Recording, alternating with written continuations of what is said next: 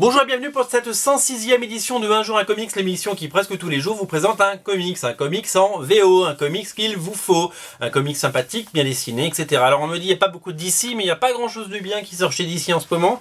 Alors moi j'ai décidé de vous parler du concurrent, le gros concurrent, celui qui écrase le marché. Il faut dire que DC, ils sont tombés à 20% de part de marché, il n'y a plus personne qui lit du DC, c'est terminé.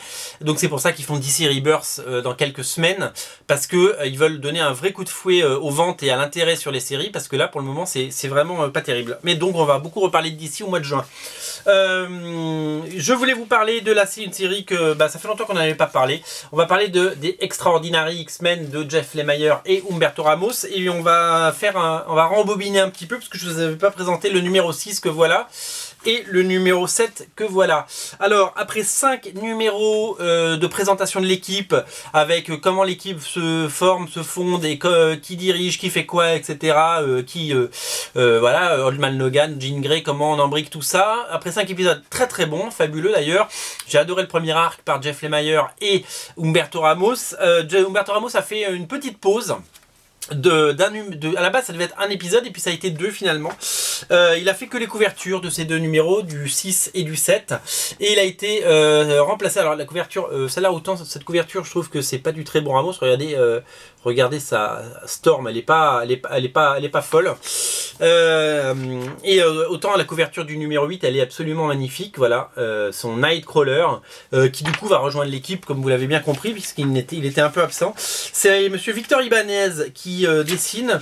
Alors il sait dessiner, il n'y a pas de problème, il sait dessiner. Par contre ça manque je trouve que c'est très bizarre de mettre un mec comme Victor Ibanez qui n'est pas une star et qui n'est pas un grand nom de la bande dessinée et qui a un style plutôt classique.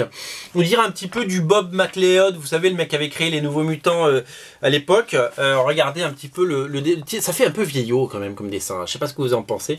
Moi je suis un petit peu déçu. Donc voilà, donc on a 2 épisodes de transition dessinés par ce Victor Ibanez.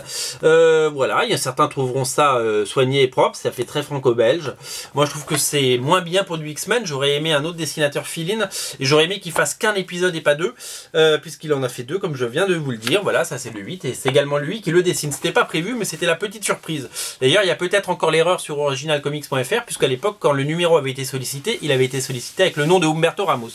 Tout ça pour en venir au retour d'Humberto Ramos dans ce numéro 8. Vous voyez, numéro 8, avec le début d'un crossover qui s'appelle The Apocalypse Wars.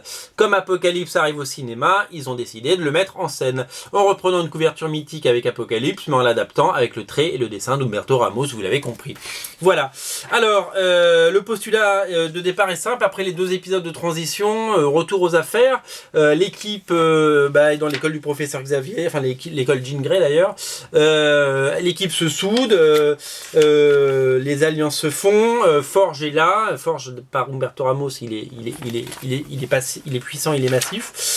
Et une nouvelle menace va arriver, comme vous pouvez l'imaginer, puisque vous l'avez vu en couverture, c'est le retour d'Apocalypse. Alors je vais pas vous spoiler, je vais pas vous montrer qu'ils ont... Je vous regardez ce dessin, a fait le tour du web, mais c'est... Voilà, je n'en dirai pas plus. Je vais pas vous donner le nom des 4 nouveaux chevaliers de l'Apocalypse d'Apocalypse, mais voilà, globalement l'Apocalypse revient et ça va faire mal, ça va être la bagarre. Voilà, alors c'est un numéro qui coûte un tout petit peu plus cher parce qu'il y a plus de pages. Humberto Ramos fait son épisode et il y a une backup à la fin. Toujours pas Jeff Lemire qui met en scène Magic et le Docteur Strange, qu'on retrouve par ailleurs dans la série Docteur Strange, puisque Magic a un rôle prépondérant, et malheureusement c'est encore dessiné par Victor Ibanez dont on n'arrivera pas à se détacher. Voilà, donc on a 1, 2, 3, 4, 5, 6, 7, 8, 8 pages de Victor Ibanez. Bon voilà, mais bon c'est comme ça, c'est un numéro un peu large.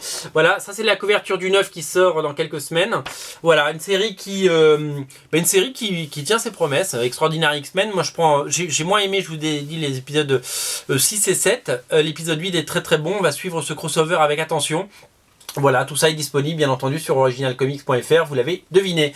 Voilà, c'était la 106e émission, on se retrouve très très vite pour une nouvelle émission. Salut, ciao.